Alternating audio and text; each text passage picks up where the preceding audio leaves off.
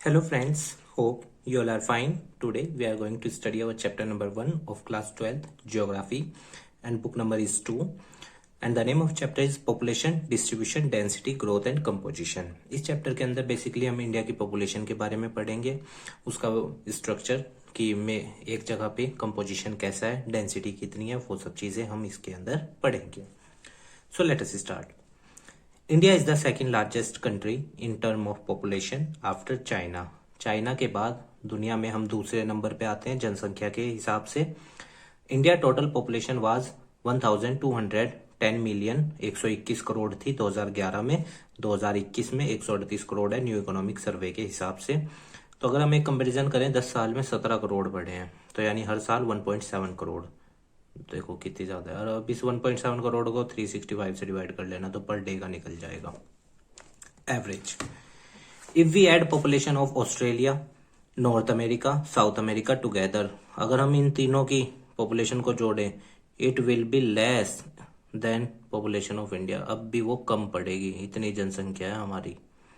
Because of large population demand, अब जनसंख्या ज्यादा है तो संसाधनों की मांग तो बढ़ेगी एज कंपेरिजन टू सप्लाई. पर धरती से तो सप्लाई उतनी हो रही है ना संसाधनों की, तो फिर क्या होता है, स्ट्रगल बढ़ता है यहीं पे.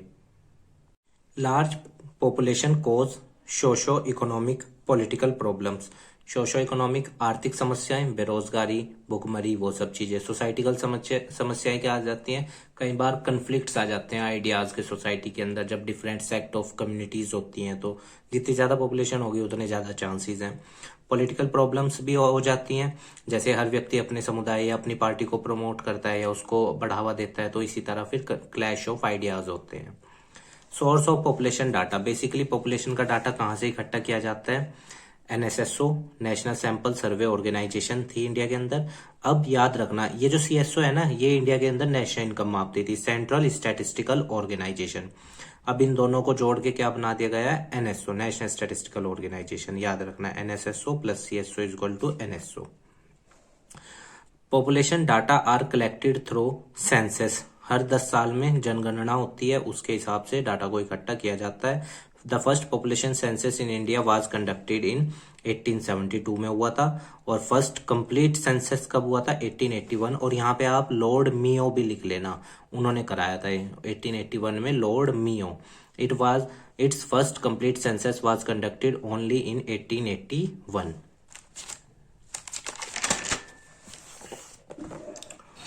Distribution of population.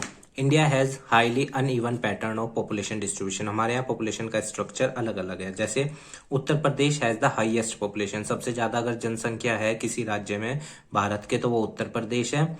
दूसरे नंबर पे महाराष्ट्र, तीसरे नंबर पे बिहार, चौथे नंबर पे वेस्ट बंगाल और 5वें नंबर पे Andhra Pradesh. State with high population, अगर हम वैसे इनको अरेंज करें, UP, Maharashtra, UP means Uttar Pradesh, MH means Maharashtra, BH means Bihar, WB means West Bengal, MP means Madhya Pradesh, TN means Telangana, RJ means Rajasthan, KN means Karnataka, GJ means Gujarat, AP means Arunachal Pradesh. These states together count, यहाँ पे आंध्र प्रदेश होगा, ठीक है. These states together count for 76% of total population. और 76% भारत की जनसंख्या इन्हीं राज्यों में है. और अगर आप सिक्किम की बात करेंगे तो वो सबसे कम पॉपुलेशन वाला राज्य है, जैसे उसकी 6,92,000 के आसपास है. अब बढ़ गई होगी शायद, आप चेक कर लीजिएगा एक बार. स्टेट्स विद मॉडरेट, जहां पे पॉपुलेशन ना ज्यादा है ना कम है, आसाम, हरियाणा, झारखंड, छत्तीसगढ़, केरला, पंजाब, गोवा. और जहां पे पॉपुलेशन कम है, जिन राज्यों में पहाड़ी इलाके हैं, जहाँ पे रिसोर्सेज कम होते हैं, संसाधन कम होते हैं, वहीं पे लोगों का मतलब कि सेटलमेंट भी कम होता है. Population in hilly and tribal areas like Jammu and Kashmir, Uttarakhand, Himachal Pradesh, all north eastern state except Assam, क्योंकि असम अभी हमने मॉडरेट में पढ़ा ना, and union territories excluding Delhi. ठीक है, इन राज्यों में पॉपुलेशन क्या है, कम है. डेंसिटी ऑफ पॉपुलेशन का मतलब होता है कि 1 स्क्वायर किलोमीटर में कितने लोग रह रहे हैं. Population density means number of person living in per unit area. Per unit area India में क्या मापा जाता है, पर स्क्वायर किलोमीटर पे, तो आप यहाँ पे पर स्क्वायर किलोमीटर भी लिख लेना. According to 2011 census in India 382 person, ये डाटा याद रखना, 382 लोग पर स्क्वायर किलोमीटर में इंडिया के अंदर 2011 की जनगणना के हिसाब से रहते थे। अब तो बढ़ गया है क्योंकि जनसंख्या भी तो बढ़ी है। Last 50 year the population density has recorded an increase, पिछले 50 साल में ये बढ़ी है, अबाउट 260 पर्सन पर स्क्वायर किलोमीटर तक ये बढ़ गई है। और अगर हम एक कंपैरिजन करें, 117 लोग थे 1951 में पर स्क्वायर किलोमीटर पे, और 2011 में 382 हैं, जैसा भी हमने पढ़ा। तो देखो 260 लोगों के आसपास की यहाँ पे वृद्धि हुई है, तो ये बहुत ज्यादा है। Physiological density, total population net cultivated area. Physiological मतलब कि उनके पास कल्टिवेटेड एरिया कितना है और वहाँ पे टोटल पॉपुलेशन कितनी है। जैसे इंडिया का टोटल एरिया आप जानते हैं 32 लाख किलोमीटर का है, तो ये 3.2 मिलियन, 32,84,000 समथिंग है। Agricultural density, total agricultural population जो खेती पे निर्भर है वो कितनी है, agricultural density. Agricultural population include cultivators and agricultural labourer and their family members. तो एग्रीकल्चरल पॉपुलेशन के अंदर कौन आ जाता है, जो खेत जोतते हैं या मजदूर, जो मतलब खेती वाले मजदूर होते हैं या फिर उनके परिवार। Spatial pattern of population density in India, spatial pattern of population density is also uneven, ये भी अनइवन है। जैसे कुछ राज्य हैं state UTs have high density of population, जहां पे पर स्क्वायर किलोमीटर में जो ज्यादा लोग रहते हैं स्टेट हैं, जैसे उत्तर प्रदेश 829 है, देखो कितनी ज्यादा है पर स्क्वायर किलोमीटर में। वेस्ट बंगाल 1028, बिहार 1106 हाईएस्ट है बिहार में, ये भी याद रखिएगा। तो अगर आपसे पूछे highest density of population in which state of India, that is Bihar. UT में कितनी है, दिल्ली में 11,320 ये हाईएस्ट है, और चंडीगढ़ में 9,258, यहाँ पे देखो कितनी ज्यादा है। ठीक है, स्टेट्स यूटीज में दिल्ली हाई पे है, ये याद रखिएगा आप, और स्टेट्स में बिहार हाई पे है। State UTs have moderate density of population, जैसे हरियाणा में 573 है, तमिलनाडु में 555, पंजाब में 551, असम में 398, झारखंड में 414, महाराष्ट्र में 365, त्रिपुरा में 350, यूटीज में दादर एंड नगर हवेली में 700। तो ये डाटा है आपके सामने, इसको लर्न कर लीजिएगा, मे बी वो आपसे एमसीक्यूज पे पूछ ले या क्वेश्चंस पैटर्न में पूछ ले। और जहाँ पे कम है, अरुणाचल प्रदेश 17, यहाँ सबसे कम है। मिजोरम 52 है, जम्मू कश्मीर 56, सिक्किम 86 और Nagaland 119। Growth of population, it is the change in the number of people. मान लो 100 थे पर अब 120 है, तो ग्रोथ कितने की हुई, 20 की। तो ये है, इसको बोलते हैं growth of population 20। It is the change in number of people living in particular area and in particular time. तो हम पर्टिकुलर एरिया में, जैसे मान लो फॉर एग्जांपल एक गांव है, उसमें पॉपुलेशन 100 है, और हम 5 साल बाद देखते हैं कि उसकी पॉपुलेशन 150 है, तो कितनी ग्रोथ हुई वहां पॉपुलेशन की, 50। It's rate is expressed in percentage, तो हम इसे परसेंटेज में देखेंगे तो हम क्या कहेंगे कि भाई वहां पे 50% ग्रोथ हुई। Population growth has 2 component, natural and induced. Natural क्या है, जिसमें प्राकृतिक है, नेचुरल, ठीक है। It is analysed by the crude birth and death rate पे, बर्थ रेट पर 1000 पे और डेथ रेट भी पर 1000 पे मेजर होता है, ठीक है। उस पे हम नेचुरल ग्रोथ बोलते हैं। उसमें जैसे मान लो बर्थ रेट है 1000 में 200 और डेथ रेट है 1000 में से 10, तो कितनी पॉपुलेशन ग्रोथ होगी, 190, ठीक है।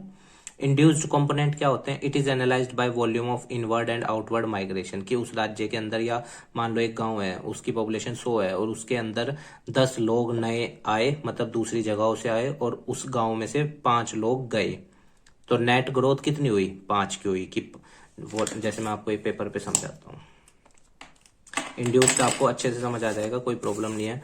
मान लो जैसे एक विलेज है, इसकी पॉपुलेशन अभी 100 है और बाहर से 10 लोग इसमें आते हैं, तो अब ये कितनी होगी, +10, 110, पर इसमें से 5 बाहर चले जाते हैं, तो माइनस करेंगे हम 5, तो बचे कितने, 105। तो ये जो 5 लोग बड़े हैं ना, इसको हम इंड्यूस्ड पॉपुलेशन बोलते हैं, ठीक है। इन और आउट का डिफरेंस देखते हैं कितना है, वो हमारा इंड्यूस्ड पॉपुलेशन ग्रोथ कहलाता है, याद रखिएगा आप ये। द एनुअल ग्रोथ रेट, अगर इंडिया का एनुअल ग्रोथ रेट देखो पॉपुलेशन को 1.64% है। अब ये आपको लगेगा ये तो सिर्फ 1.64% है, पर 138 करोड़ या 2011 के हिसाब से 121 करोड़ के हिसाब से कंपैरिजन करना, 121 करोड़ का 1.64% बहुत बैठता है, बहुत ज्यादा 2.25 करोड़ के आसपास। वही मैंने अभी आपको एवरेज निकाल के दिखाया था कि 2011 में 121 करोड़ थे, 2021 में 138 करोड़ हैं, तो 17 करोड़ बढ़े हैं, तो पर ईयर 1.7 करोड़ के आसपास बढ़े हैं। तो ये बहुत ज़्यादा है, बहुत ज़्यादा। क्योंकि देखो क्या है, मान लो इंडिया का जो, ये देखो एग्जाम्पल के तौर पे समझना, इंडिया का ये एरिया कितना है, 32 लाख किलोमीटर का है, अब स्क्वायर किलोमीटर का। अब देखो, अब ये जो कल्टीवेटेड एरिया है, मान लो वो 10 लाख स्क्वायर किलोमीटर है।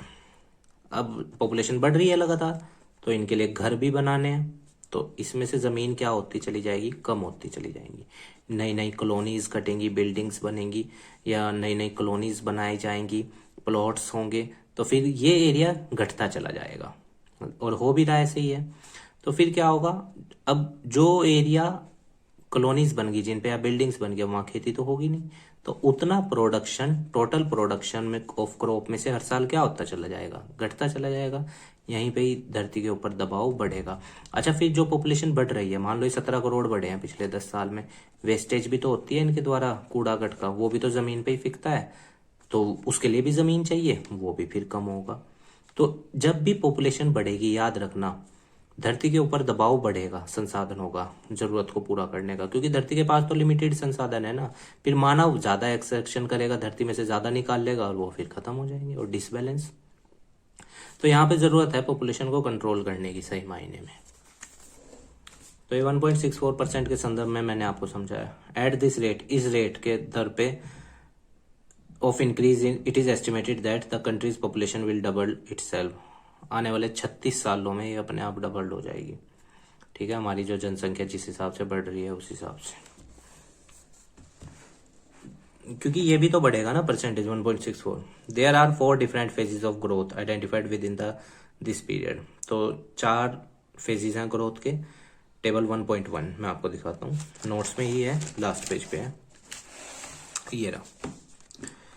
अब अगर आप देखो 1901 में हम कितने थे, 23 करोड़ थे, 23 करोड़ 83 लाख 96,327, ये आपकी बुक में है। 2011 में 121 करोड़, कितने करोड़ की हुई वृद्धि, 110 साल में 100 करोड़। पर अब अगर मैं यहाँ पे 2021 लिख दूं ना, तो यहाँ पे 138 करोड़ आ जाएगा, जैसा कि न्यू इकोनॉमिक सर्वे में मेंशन है।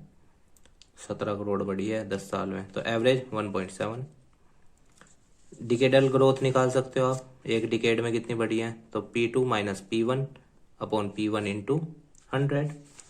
और ये एसोसिएटेड नंबर है, जितने बढ़े हैं, यहाँ घटे थे क्योंकि बुक मरी हो। वो 1950 तक, 1921 से लेके 51 तक हम सेकंड फेज में थे ट्रांजिशन के, जहाँ पॉपुलेशन स्थिर रहती है, तो लगभग स्थिर ही है। 2001 से 11 तक 18 करोड़ बढ़ी है, बताओ, तो 13.64%। तो धरती के ऊपर तो दबाव बढ़ रहा है ना। तो ये चीज, इस डाटा को आप बुक में अच्छे से एनालिसिस जरूर कीजिएगा प्लीज।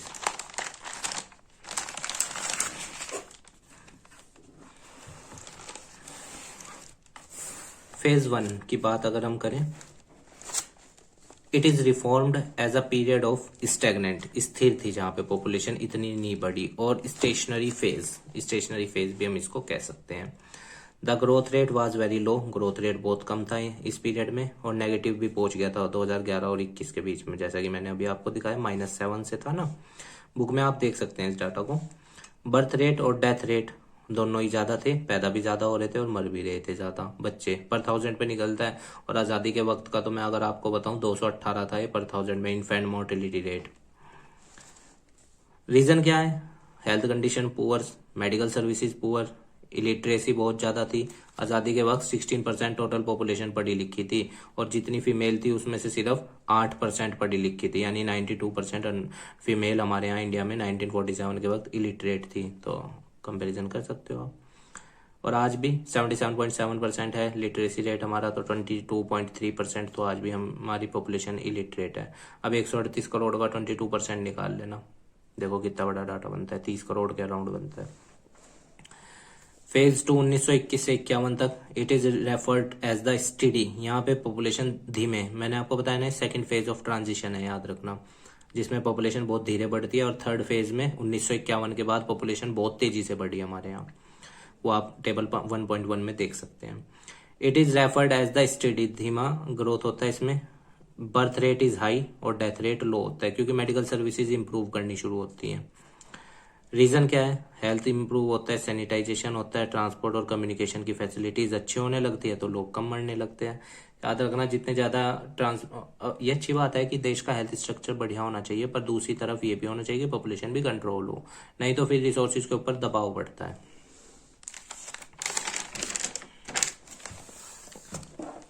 सिस्टमेटिक इंप्रूवेशन हुआ जिससे हमारा डेथ रेट घटा और बर्थ रेट बढ़ा। फेज 3 1951 से 1801 तक हम इसे कंटिन्यूस मान सकते हैं कि हर साल बढ़ ही रहा है। It is referred as the period of population explosion. यहाँ पे पॉपुलेशन एक्सप्लोड हुई, बहुत ज्यादा तेजी से बढ़ी। It is caused by the rapid fall, death rate बहुत तेजी से घटा और बर्थ रेट हाई था। तो पॉपुलेशन जाहिर सी बात है बढ़ेगी, डेथ रेट और बर्थ रेट के बीच में जितना ज्यादा डिफरेंस होगा उतनी ज्यादा पॉपुलेशन बढ़ेगी। The average annual growth rate was as high as 2.2% थी। देखो कितनी ज्यादा। अब 1 करोड़ का 2.2 कितना हो गया? 2,20,000। और वहीं 100 करोड़ का 2,20,00,000। तो और अब जितनी है 138 करोड़ का, अगर 1.64 हम जो निकाले अभी पढ़ा हमने पीछे, तो 1 करोड़ का 100 करोड़ का 1.64 मीन्स 1,64,00,000 और 38 करोड़ का भी निकालना। भाई बहुत तेजी से बढ़ रहे हैं, यहाँ पे जरूरत है पॉपुलेशन कंट्रोल की। यही तो कारण है कि पुअर्टी, अनएम्प्लॉयमेंट, चीजों के रेट, इन्फ्लेशन देश में आना, क्राइम रेट बढ़ना, ये सब कारण ही तो होते हैं। इलिटरेसी। रीजन आफ्टर इंडिपेंडेंस, आजादी के बाद डेवलपमेंट इंफ्रास्ट्रक्चर इंडिया के अंदर बढ़ा। चाहे आप नेशनल डेवलपमेंट काउंसिल बनाया हमने 1952 में और प्लानिंग कमीशन बनाया 1950 में, या एग्रीकल्चर कमीशन 1965 में बनाया हमने। 5 ईयर प्लान 1951 से लेके 56 तक पहला, टोटल 12 चले, 2012 से 17 तक आखिरी था। तो इतनी सारी चीजें हमने करी। या फिर 1949 में आरबीआई का एस्टेब्लिशमेंट, 1969 में ये अपना बैंकों का नेशनलाइजेशन, 1980 में फिर और ज्यादा बैंकों को नेशनलाइज किया, नाबार्ड बनाया, integrated rural development programme 2004, MNREGA 2005, या जितने भी ये पुअर्टी एलिवेशन प्रोग्राम या देश में इंफ्रास्ट्रक्चर डेवलपमेंट हुआ, उससे क्या हुआ? पॉपुलेशन को मतलब एक फ्लो मिला और तेजी से बढ़ने का। क्योंकि जैसे जैसे सिचुएशंस इंप्रूव होती हैं, सोसाइटी भी तेजी से पॉपुलेशन बढ़ती है। Condition of people increase, migration बढ़ा, तिब्बत, बांग्लादेश, नेपाल, पाकिस्तान से हमारे यहाँ लोग आने लगे। ये डाटा आपको सेकंड चैप्टर में मिल जाएगा। सेकंड चैप्टर की जब वीडियो आएगी उसमें आपको ये डाटा मैं इन तीनों देशों का दूंगा। मैंने लिखा है कि उसमें कितने लोग इंडिया में आए, कितने %। Contributed to the high growth rate, तो यहाँ से माइग्रेशन बढ़ा तो फिर और हाई ग्रोथ। अच्छा, ये भी एक प्रॉब्लम है। चलो अपने देश की तो चलो जनसंख्या बढ़ ही रही, साथ में जो दूसरे देश से लोग माइग्रेट करने आते हैं, आ जाते हैं, तो उससे भी पॉपुलेशन बढ़ती है। ठीक है, अब आप कहेंगे हमारे लोग भी तो गए हैं बाहर। हाँ, वो भी एक है, ठीक, ट्रांजिशन, पर दबाव तो बढ़ता ही है। फेज 4 है 1981 से प्रेजेंट तक, जहाँ पॉपुलेशन बहुत तेजी से बढ़ी है और डेथ रेट घटा है। क्यों? क्योंकि हेल्थ सर्विस यहाँ इंप्रूव हो गई अब, और इंडिया के डे बाय डे इंप्रूव कर रहा है हेल्थ सर्विसेज में। डेथ रेट लो होता है, कंपैरिजन करें फेज 3 के मुकाबले 1951 से 81 का जो फेज था। रीजन डेवलपमेंट ऑफ इंफ्रास्ट्रक्चर, लोगों का स्टैंडर्ड ऑफ लिविंग बढ़ा, हेल्थ कंडीशंस बढ़ी, मेडिकल फैसिलिटीज बढ़ी और एजुकेशन सिस्टम भी बढ़ा, और लोग भी समझदार लिटरेट बने तो फिर साफ सफाई भी रखने लगे आसपास।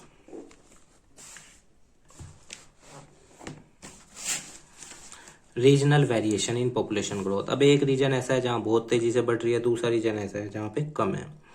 The state like Kerala, Karnataka, Tamil Nadu, Andhra Pradesh, Odisha, Pondicherry and Goa, यहाँ पे लो ग्रोथ रेट है, क्योंकि आप जानते हैं इन राज्यों के लिटरेसी रेट बहुत हाई है। केरला का आप जानते हैं, कर्नाटक, तमिलनाडु, तो जहां पे भी लिटरेट लोग होंगे पॉपुलेशन कम बढ़ेगी। लो ग्रोथ रेट नॉट एक्सीडिंग 20% से, पिछले 10 साल में पॉपुलेशन 20% से भी कम बढ़ी है इन राज्यों में। गुजरात, महाराष्ट्र, राजस्थान, पंजाब, हरियाणा, यूपी, अब समझ गए होंगे आप, एमपी, सिक्किम, आसाम, वेस्ट बंगाल, बिहार, छत्तीसगढ़ एंड झारखंड, यहाँ ग्रोथ रेट बहुत बड़ी है, एवरेज 20 to 25% रहा है। केरला हैज द लोएस्ट 9.4%, यहाँ पे सबसे कम पॉपुलेशन बढ़ी है क्योंकि लिटरेसी रेट इतना हाई है। At present the share of adolescents 10 से 19 ईयर्स के जो 20.9% लोग हैं 2011 के हिसाब से इंडिया में, हैविंग मेल कितने हमारे यहाँ 53% और फीमेल 47% है इंडिया के अंदर। There are many challenges for the society, बहुत सारे चैलेंजेस हैं पॉपुलेशन ग्रोथ के। देखो पॉपुलेशन बढ़ेगी, कंपटीशन बढ़ेगा, बेरोजगारी बढ़ेगी, क्यों? क्योंकि धरती के पास संसाधन लिमिटेड है, मैंने अभी समझाया, और उसको लेने वाले दबाव बढ़ता जा रहा है, तो फिर जाहिर सी बात है क्या होगा, स्ट्रगल बढ़ेगा। Like lower age at marriage, ये भी एक कारण है पॉपुलेशन का जल्दी। अब तो खैर गवर्नमेंट बहुत स्ट्रिक्ट है और कानून भी अच्छे अच्छे बने हुए हैं इसको रोकने के लिए।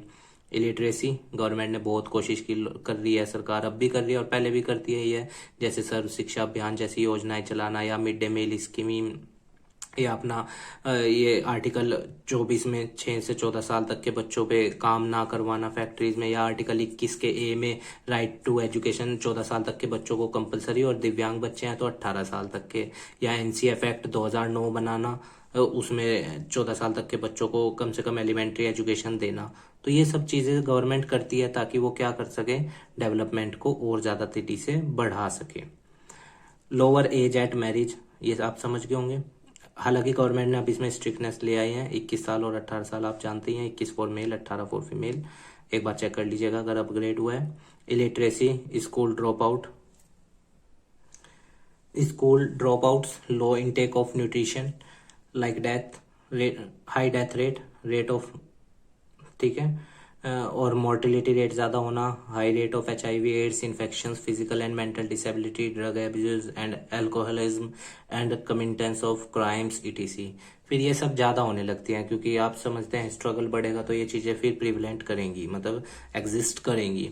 The national youth policy of government of India launched in February 2014, very important for your exam, this is very important, remember this policy, and even for competitive exam also। Policy identifies 5 well defined objective हैं इस policy के, and 11 priority areas हैं। जैसे priority area क्या है, education, skill development, employment, entrepreneurship, health and healthy life style, sports, promotion of social value, community engagement, participation in politics and governance, youth engagement, inclusion and social justice. These are the 11 priorities of the government which under this policy। Population composition, population composition is the analysis of age, कि किस तरह कितनी उम्र के लोग हैं, वृद्ध हैं, यंग हैं, सेक्स मेल हैं या फीमेल हैं, प्लेस ऑफ रेजिडेंस, रहते कहाँ पे हैं, घरों में है, पक्के मकान है, कच्चे मकान है, गाँव में रहते हैं, शहर में रहते हैं, कस्बों में, ट्राइब्स, लैंग्वेज, भाषा कौन सी, धर्म कौन सा, वैवाहिक स्टेटस क्या है, ठीक है, मैरिटल स्टेटस, लिटरेसी, पढ़े लिखे कितने हैं, एजुकेटेड कितने, और काम क्या करते हैं, ETC। हम इस पे क्लासिफाई करते हैं लोगों को, ठीक है। The composition of Indian population with respect to the rural and urban characteristics, language के बेस पे, और जानते ही हैं 8वें शेड्यूल में 22 भाषाओं को राजभाषा का दर्जा है। रिलीजियन के बेस पे भी हम करते हैं कंपोजिशन की, हिंदू, मुस्लिम, सिख, ईसाई, these are. Article 25 to 28 Indian constitution का फ्रीडम ऑफ रिलीजन, साथ साथ में पॉलिटी का भी रिवीजन करा रहा हूँ। And pattern of occupation will be discussed, और कार्य क्या करते हैं, आर्टिकल 19 के पार्ट 5th में या 6th में राइट टू ऑक्यूपेशन का अधिकार है, प्रोफेशन दे रखा है। हालांकि आर्टिकल 16 भी इक्वालिटी ऑफ अपॉर्चुनिटी देता है, तो वो चीज। Rural urban composition, India has 6,40,867 village, very important data, according to the census of 2011 के जनगणना के हिसाब से, आउट ऑफ विच 5,97,608 में 93.2% एरिया इनहेबिटेड विलेजेस हैं, जहां पे मतलब कि डेवलपमेंट क्या है, थोड़ा कम है। 68.8% ऑफ इट्स टोटल पॉपुलेशन आज भी भारत की कहाँ रहती है, गांव के अंदर रहती है, 68.8%, very important data, please remember this, 2011 की जनगणना के हिसाब से। Distribution of rural population is not uniform through out the country, और ये एक जैसा नहीं है पूरे देश में। जैसे बिहार और सिक्किम में गांव में पॉपुलेशन ज्यादा है, और वहीं पे slightly more than 50% of population of Goa और महाराष्ट्र की विलेज में है, 50% से के आसपास पॉपुलेशन, पर बिहार में बहुत ज्यादा है। Union territories have smaller proportion of, union territories में ये कम है, एक्सेप्ट दादर एंड नगर हवेली जहां पे 53.38 है, उसको छोड़ के बाकी सब यूनियन टेरिटरीज में population living in village is less as comparison to others state.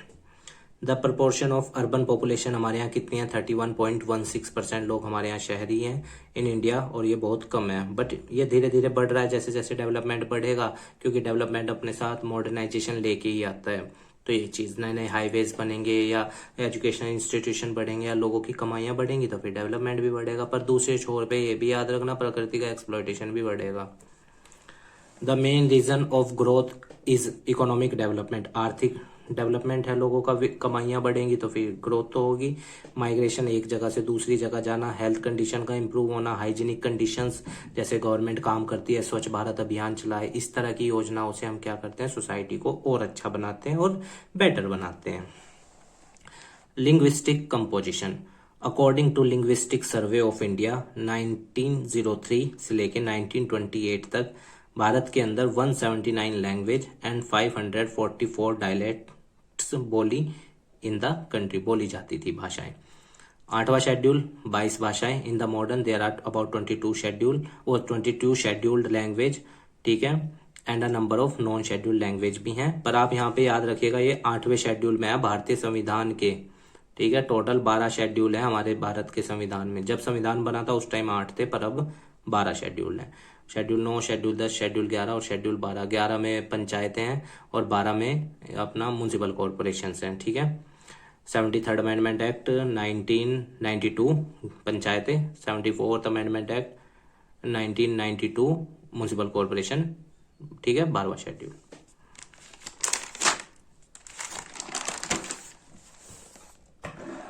The speaker of Hindi highest है, 43 पॉइंट समथिंग % है, और smallest language group are Sanskrit, Bodo और मणिपुरी भाषा बोलने वाले बहुत कम है 2011 के हिसाब से। लिंग्विस्टिक क्लासिफिकेशन अगर हम करें, the major Indian language belong to 4 language families, table 1.2 let us see. Austric, ठीक है, ऑस्ट्रो एशियाटिक में कौन कौन आ जाते हैं, मोनोखेमार, ठीक है, ये यहाँ ये सब आप भाषाएं देख लेना, थोड़ा सा इसमें डाटा क्लियरली नहीं है, पर आपकी बुक में ये टेबल 1.2 है, इसको अच्छे से स्टडी जरूर कर लेना। द्राविडियन है, सीनो तिब्बतन है और इंडो यूरोपियन है और अस्ट्रिक, ठीक है, निषादवनी। तो अगर हम इसमें देखें, ईरानियन, दादरिक और इंडो आर्यन आ जाते हैं इंडो यूरोपियन में, और ये कहाँ है, outside India, Jammu Kashmir, Punjab, Himachal, UP, Rajasthan, MP, Bihar, Odisha, West Bengal, Assam, Gujarat, Maharashtra, Goa में है। और तिब्बतन वाली पहाड़ी इलाकों में ही होंगी, जम्मू कश्मीर, हिमाचल प्रदेश, अरुणाचल प्रदेश, आसाम, नागालैंड, मणिपुर, मिजोरम, त्रिपुरा, मेघालय। और द्राविडियन वाली ये साउथ में मिलेंगे आपको, जो साउदर्न स्टेट है, तमिलनाडु, कर्नाटक, केरला। और सेंट्रल द्राविडियन आपको कहाँ मिलेगी, जो भारत का बीच का हिस्सा है, आंध्र प्रदेश, एमपी, ओडिशा, महाराष्ट्र। और नॉर्थ द्राविडियन आपको कहाँ मिलेगी, बिहार, ओडिशा, वेस्ट बंगाल एंड मध्य प्रदेश।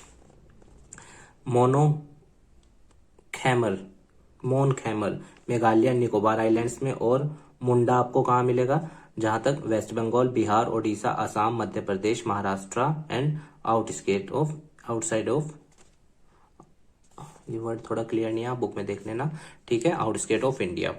तो ये आप स्ट्रक्चर देख लीजिएगा, यूपीपीसीएस या जो भी स्टेट लेवल के पीसीएस के एग्जाम होते हैं, इवन यूपीएससी में भी इससे क्वेश्चन उठा लेता है कि ठीक है ना। तो सेंट्रल द्राविडियन भाषा, इनमें से जैसे क्वेश्चन बनेगा किस राज्य में नहीं बोली जाती या किस राज्य में बोली जाती है, 4-5 राज्यों को दे देगा, तो इस तरह। तो ये वेरी इंपॉर्टेंट एज पर for competitive exams, please remember this. ये डाटा बुक में अवेलेबल है, आपकी फोटोकॉपी थोड़ा सही नहीं आया था इस वजह से। रिलीजियस कम्युनिटीज ऑफ इंडिया 2011 के हिसाब से जनगणना, हिंदूज की इतनी, मुस्लिम्स की इतनी, Christians, Sikh, Buddhist, Jains, other religion and persuasions, religion not state, ठीक है। तो ये आप प्लीज देख लीजिएगा। हिंदूज कितने, 79.8%, मुस्लिम 14.2%, क्रिश्चियंस हैं हमारे यहाँ भारत में 2.3%, सिख लोग हैं 1.7%, बुद्धिस्ट लोग 0.7%, जैन लोग 0.4%, ठीक है, और ये सब। तो ये आप याद रखिएगा। और आर्टिकल 29 और आर्टिकल 30 माइनॉरिटीज को प्रोटेक्ट करता है। तो मुस्लिम से लेके यहाँ तक ये सब कितने हैं, माइनॉरिटीज में, और हिंदूज आर इन मेजोरिटी। तो आर्टिकल 29 और 30 इंडियन कॉन्स्टिट्यूशन का प्रोटेक्शन राइट ऑफ माइनॉरिटीज देता है, ठीक है, ये भी आप याद रखिएगा। और रिलीजियस फ्रीडम तो मैंने आपको बता ही दिया, आर्टिकल 25 से 28। Religious composition, religion is one of the most dominant force affecting the cultural and political life of the majority of Indian। धर्म हमारे जीवन में एक महत्वपूर्ण रोल प्ले करता है। Hindus are distributed as major group in many state, जैसे 70 से लेके 90% and above, except the district of state along Indo Bangladesh border, Indo Pak border, इन इलाकों में कम है, बाकी नॉर्दर्न इंडिया और सेंट्रल इंडिया में बहुत है। Indo Pak border, Jammu Kashmir, hill state of north east and in scattered areas of Deccan plateau and Ganga plain in, ठीक है।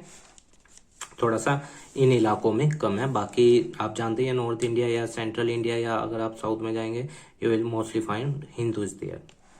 मुस्लिम्स की पॉपुलेशन हमारे यहाँ मेनली किन राज्यों में है? The largest religious minorities article 29 और 30 याद रखना। कहाँ पे है? Jammu Kashmir, certain district of West Bengal में भी है, केरला में, और many district of Uttar Pradesh, Delhi and Lakshadweep, इन इलाकों में आपको मुस्लिम्स मिल जाएंगे। They form majority in Kashmir valley and Lakshadweep में ये मेजोरिटी में है। ठीक है,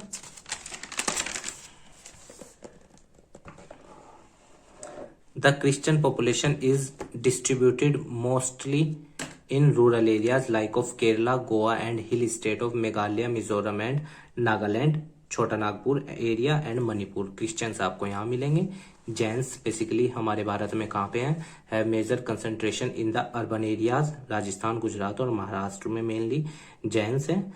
सिख हमारे यहाँ पंजाब, हरियाणा एंड दिल्ली में, और Buddhist are concentrated mostly in Maharashtra and other areas of Sikkim, Arunachal Pradesh, Ladakh and Jammu and Kashmir, Tripura and Himachal Pradesh.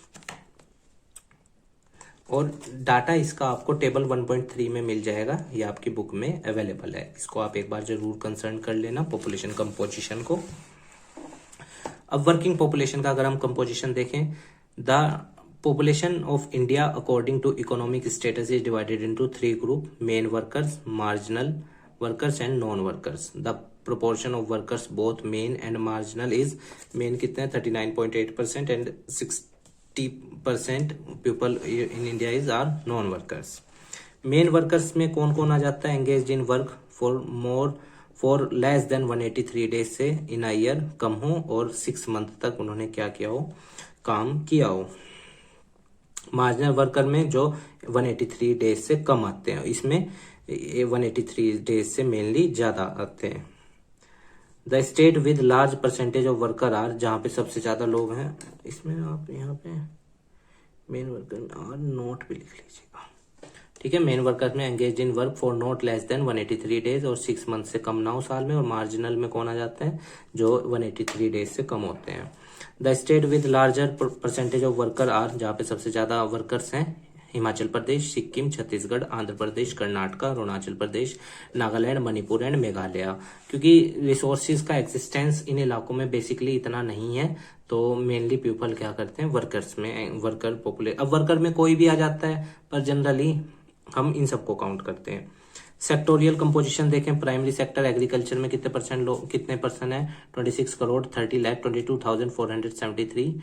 And total workers का कितने परसेंट है? 54.6। मेल कितने हैं 26 करोड़ में से? 16 करोड़ 54,47,075 मेल है। और फीमेल कितनी है? 9 करोड़ 75,75,398। सेकेंडरी सेक्टर यानी मैन्युफैक्चरिंग सेक्टर में 1 करोड़ 83,36,307 है। ये 2011 का डाटा है। 3.8% वर्कर यहाँ है टोटल वर्कर्स का। 97,75,635 मेल है और 85,60,672 फीमेल है।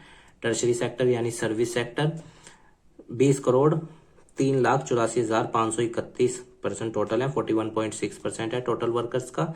और 15 करोड़ 66,43,220 मेल है और 4 करोड़ 37,41,311 क्या है? फीमेल है। ये डाटा भी आप याद रखिएगा, 2011 का सेंसस है, क्योंकि 2021 की जनगणना अभी हुई नहीं है और ये डाटा मैं आपको पहले शो कर चुका हूँ। तो उम्मीद है गाइस आपको चैप्टर समझ में आया होगा, और अगर कोई क्वेरी है तो आप हमें कमेंट बॉक्स में बता दीजिएगा, हम उसका आंसर देने की पूरी कोशिश करेंगे। और अगर कोई पॉइंट ऐसा है जिससे आप हर्ट हुए हैं तो हम उसके लिए आपसे क्षमा मांगते हैं। हमारी कोई इंटेंशन नहीं है किसी की भी भावना को हर्ट करने की। ह्यूमैनिटीज के सब्जेक्ट हैं, कई बार पॉइंट्स ऐसे आ जाते हैं जो संवेदनशील होते हैं, तो आप उनको इग्नोर कीजिएगा और चीज़ों को एज ए स्टूडेंट ही इनटेक कीजिएगा। बाकी हमारी ये कामना है कि आप स्वस्थ रहें और खूब नाम कमाएं और मन लगाकर पढ़ाई करें। और जो ये चैप्टर 2 है इसका भी वीडियो हम बहुत जल्द अवेलेबल कर देंगे। तो ठीक है स्टूडेंट्स, धन्यवाद, स्वस्थ रहिए, मन लगाकर पढ़ाई कीजिएगा और चैनल को लाइक, शेयर एंड सब्सक्राइब जरूर कर दीजिएगा। धन्यवाद स्टूडेंट्स।